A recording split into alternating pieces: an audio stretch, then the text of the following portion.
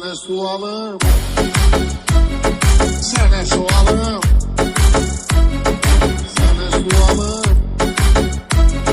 sana sualım. Sana öyle bir oğuldu olmaz seni. Mənə deyir ki mama çok bilir seni. Deyirən oğulluğa götürsün beni. Bizdə qalır.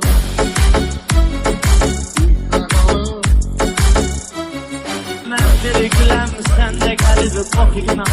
Get hələ saçlar və çələng toxuyuna.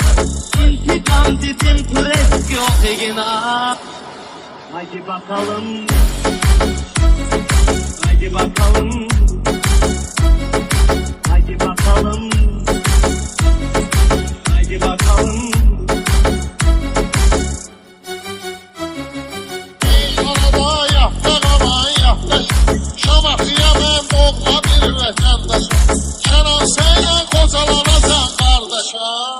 Teki qocalım, teki qocalım, teki qocalım, teki qocalım. Ey yetim oturum ne kadar gözleyim, ne kadar verim bunlara mən düzeyim.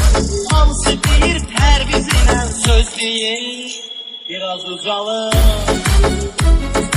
biraz ucalım,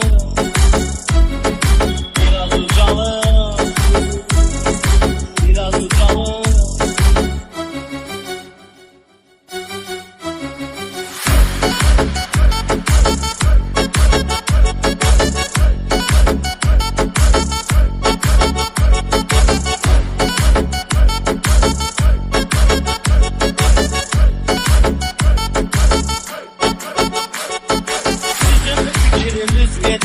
Özümüzə Rəşad Füqar gəlmir sizin sözünüzə.